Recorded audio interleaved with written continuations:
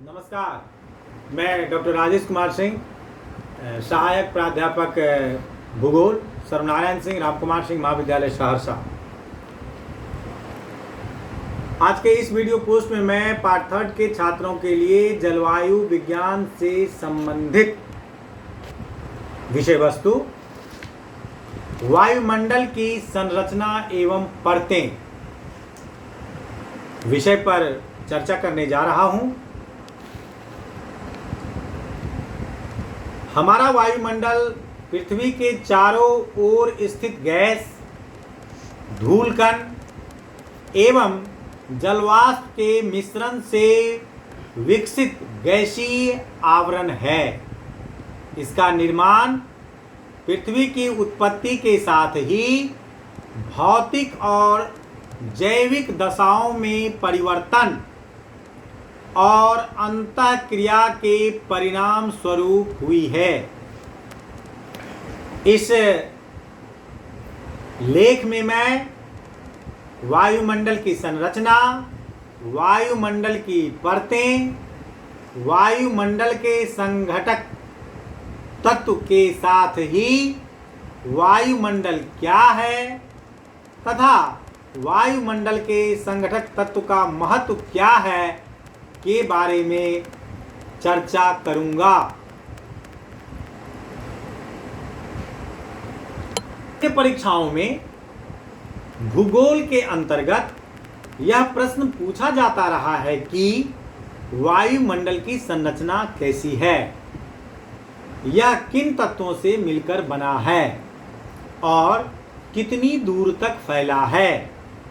इसके अलावे कुछ प्रश्न वायुमंडल की संरचना का चित्र से संबंधित हो सकती है।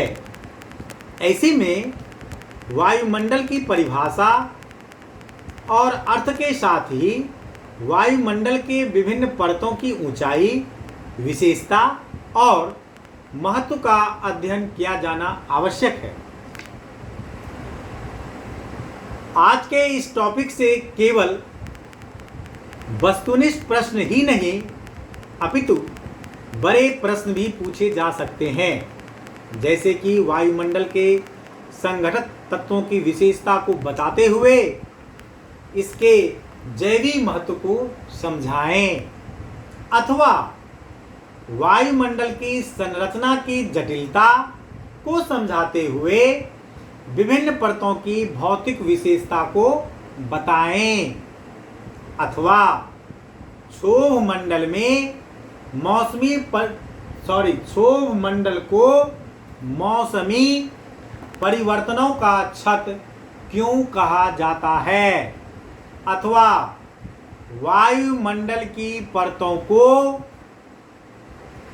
समझाते हुए बताएं कि क्षोभ मंडल की ऊंचाई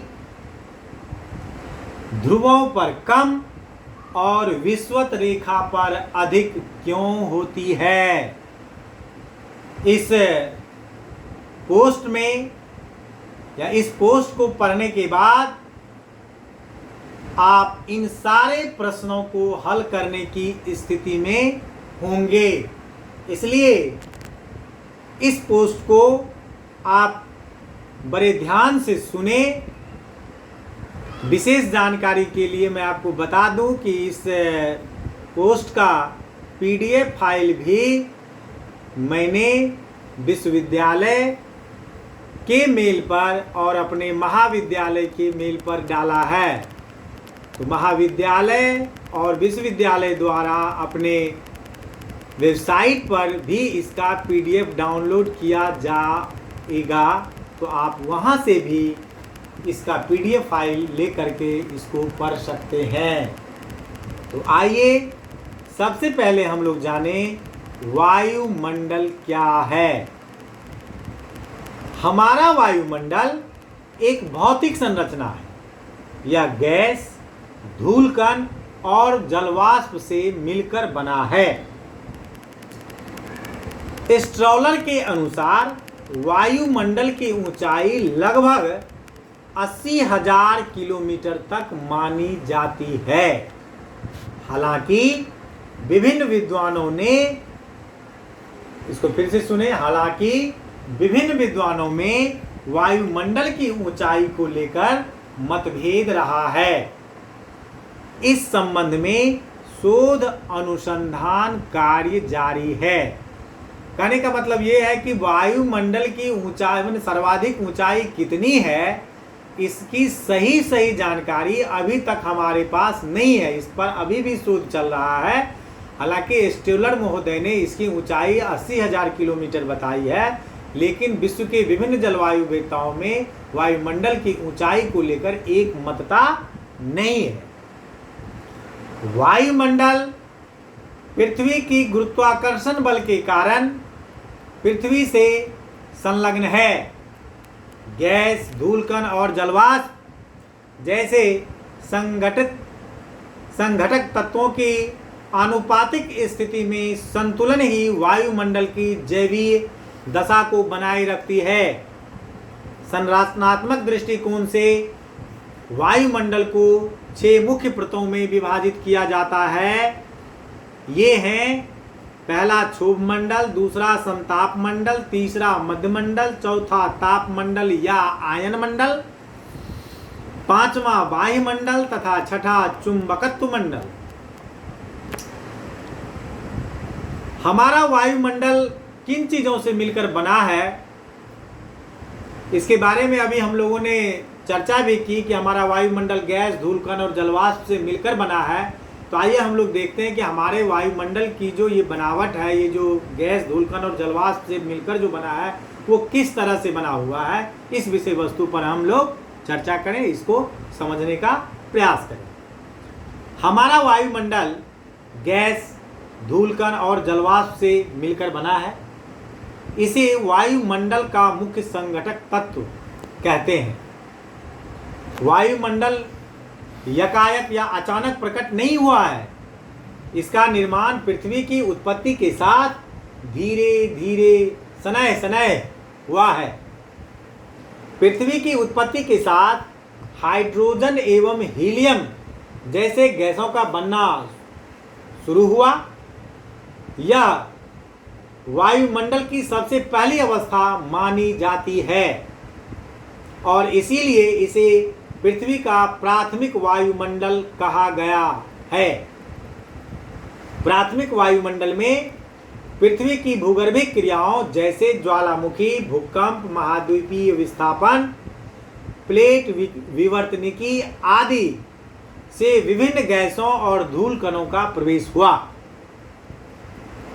इसके बाद हाइड्रोजन और ऑक्सीजन के संयोग से जल की उत्पत्ति हुई। हम जानते हैं कि जल के गर्म होकर गैस बनने से जलवाष्प का निर्माण होता है। तो इस तरह जलवाष्प बना और जलवाष्प के कारण वायुमंडल में आर्द्रता का प्रवेश हुआ। एक के बाद एक जीवन के लिए आवश्यक कड़ियां जुड़ती गई और जीवन का उद्भव हुआ। जीवन के उद्भव ने वायुमंडल के संघटक तत्वों के विकास में और अधिक योगदान दिया। विभिन्न जीव जंतु और वनस्पतियों के विकास के साथ ही श्वसन क्रिया, प्रकाश संश्लेषण क्रिया एवं अन्य जैविक क्रियाओं के कारण भी वायुमंडल के संघटक तत्वों का विकास हुआ।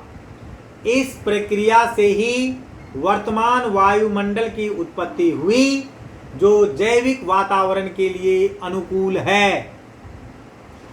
गैस की अनुपातिक स्थिति के आधार पर वायुमंडल को 2 भागों में विभाजित किया जाता है।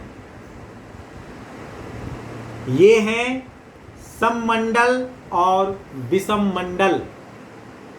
सममंडल की ऊंचाई लगभग 80 किलोमीटर तक है। इसमें गैसों का अनुपात लगभग एक समान बना रहता है। 80 किलोमीटर से ऊपर विषम मंडल स्थित है, यानी कहा जा सकता है कि सममंडल के ऊपर विषम मंडल स्थित है। इस मंडल में गैसों के अनुपात में परिवर्तन हो जाता है। यहाँ गैसों में सर्वाधिक नाइट्रोजन 78% के अलावे ऑक्सीजन 20.9% और ऑर्गन 0.9% मिलता है।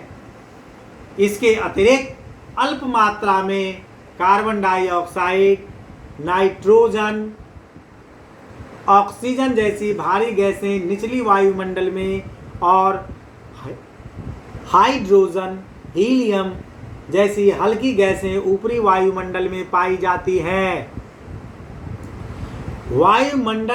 वायुमंडलीय भार का लगभग 97% भार निचली वायुमंडल में पाई जाती है।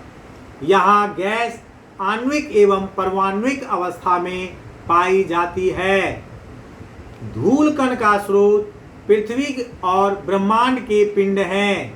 इन्हें क्रमशः पार्थिव धूल कण, ब्रह्मांडीय धूल कण कहते हैं। पार्थिव धूल कण औसत 12 किलोमीटर तक अधिक पाया जाता है।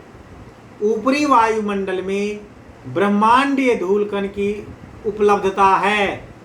धूल कण संघनन के लिए आर्द्रता ग्राही नाभिक का कार्य करता है, यानी कि धूल कण के ऊपर ही जलवाष्प के संघनित होने से बादलों का निर्माण होता है। यह क्रिया सर्वाधिक 5 किलोमीटर की ऊंचाई तक होती है। अतः इन्हीं क्षेत्रों में वर्षा वाले बादल विकसित होते हैं, जो पृथ्वी पर जलचक्र का मुख्य आधार है। जलवाष्प का एकमात्र स्रोत पृथ्वी का जलीय भाग है। इसकी उपलब्धता भी औसत 12 किलोमीटर तक होती है, लेकिन 5 किलोमीटर तक इसकी उपलब्धता सर्वाधिक मात्रा में होती है। जलवाष्प वायुमंडलीय आर्द्रता है। इसमें संघनन से बादलों का निर्माण होता है, जिससे पृथ्वी पर जल की आपूर्ति सुनिश्चित होती है। स्पष्ट है कि वायुमंडल के संघटक तत्वों में विशिष्ट भौतिक दशा और उपलब्धता न केवल वायुमंडल की भौतिक दशाओं को निर्धारित करती है, बल्कि पृथ्वी के जैविक दशाओं एवं अनुकूल पारिस्थितिकी तंत्र के विकास में आधारभूत महत्व रखता है। अब हम वायुमंडल के संगठक तत्व गैस, धूलकण और जलवाष्प के महत्व के बारे में जानें कि इसका वायुमंडल में क्या महत्व है। वायुमंडल के संगठक तत्वों का पृथ्वी पर जीवन के लिए विशिष्ट महत्व है। कार्बन डाइऑक्साइड, नाइट्रोजन, ऑक्सीजन आदि पारिस्थितिक तंत्र में भूजैव रासायनिक चक्र के लिए महत्वपूर्ण है।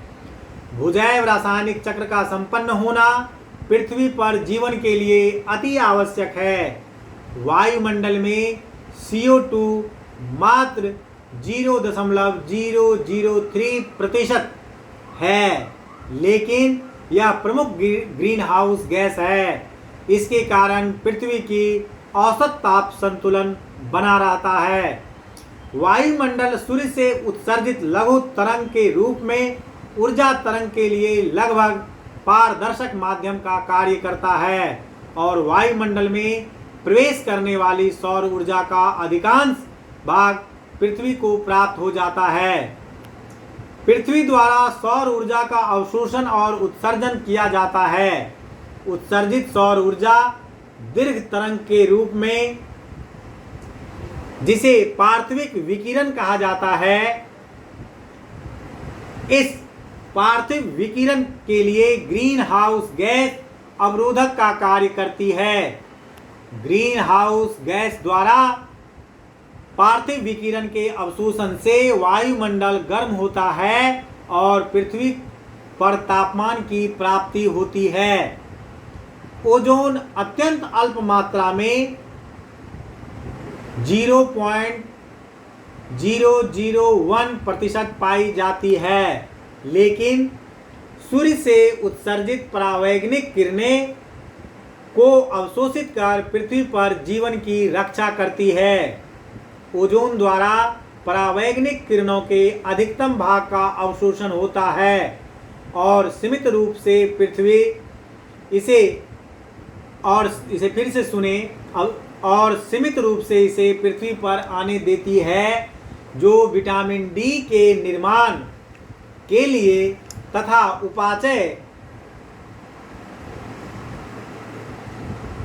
उपापचय क्रिया के लिए आवश्यक है, लेकिन अधिक मात्रा में इसके पहुंचने से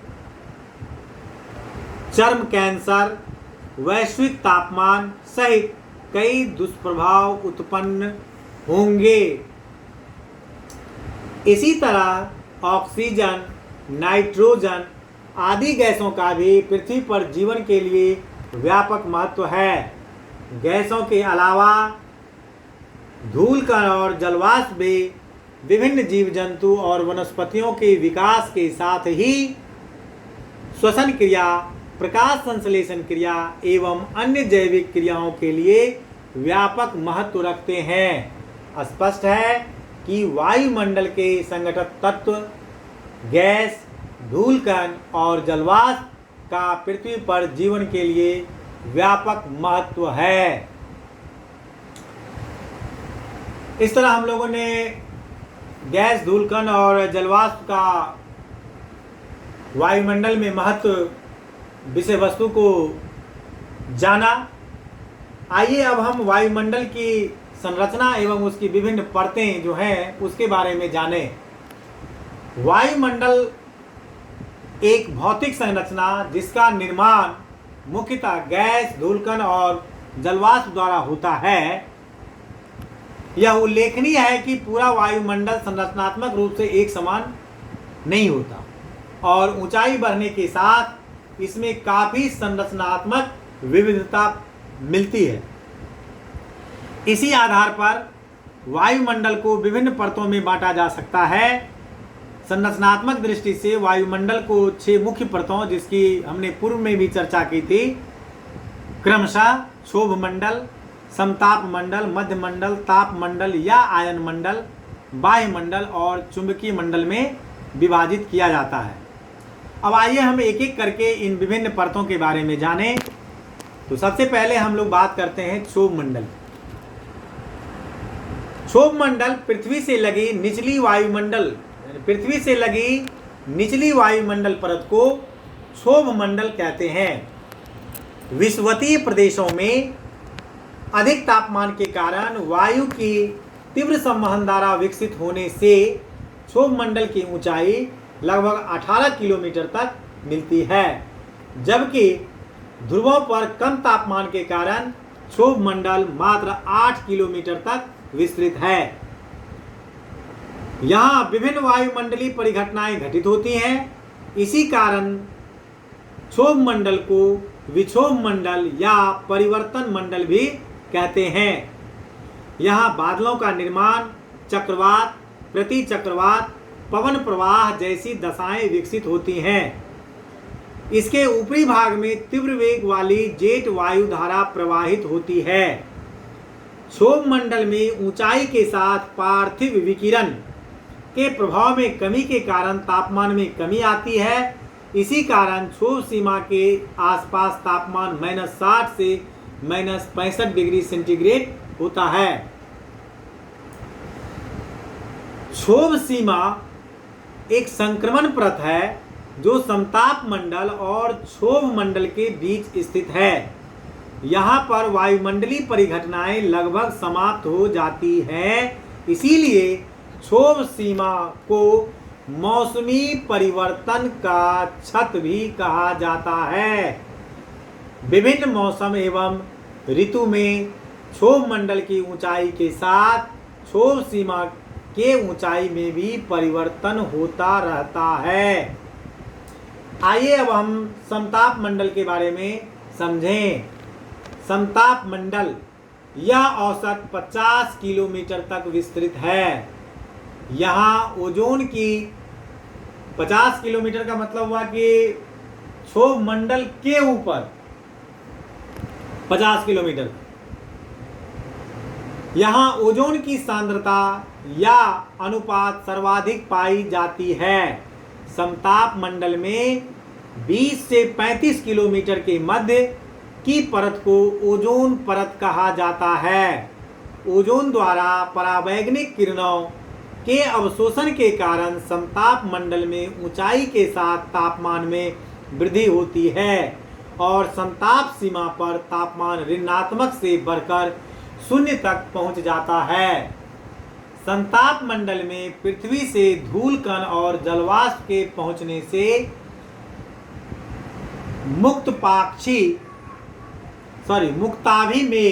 मुक्ताभी मेघ का निर्माण होता है। आइए अब हम मध्यमंडल के बारे में जानें। मध्यमंडल का विस्तार समताप सीमा के ऊपर लगभग 80 किलोमीटर तक है। यहाँ ओजोन की अनुपस्थिति तथा पार्थिव विकिरण का प्रभाव नहीं होने के कारण ऊंचाई के साथ तापमान में कमी आती है।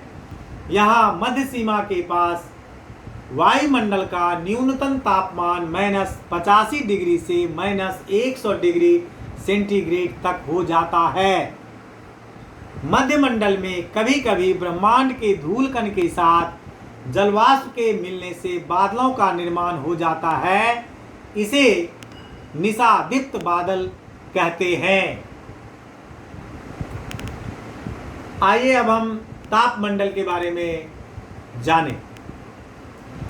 मध्य सीमा के ऊपर औसत 500 किलोमीटर की ऊंचाई तक आयनीकृत पदार्थों की स्थिति वाली तापमंडल स्थित है। यहाँ आयन मंडल की स्थिति है। यहाँ से पृथ्वी की रेडियो तरंगें प्रवाहित होती है। इसका उपयोग सूचना और संचार के लिए किया जाता है। आयन मंडल का विस्तार 60 से 640 किलोमीटर तक है। इसमें 100 से 300 किलोमीटर के मध्य आयन की संख्या सर्वाधिक पाई जाती है।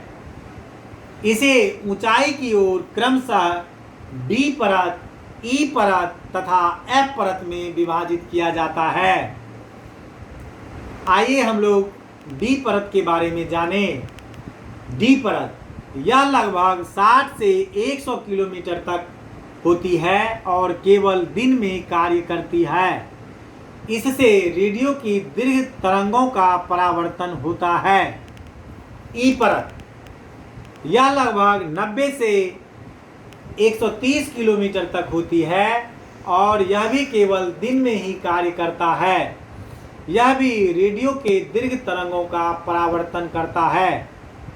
एफ परत यह लगभग 130 किलोमीटर से 300 किलोमीटर तक होती है और यह दिन और रात दोनों में ही कार्य करता है। यह रेडियो के लघु तरंगों का परावर्तन करती है।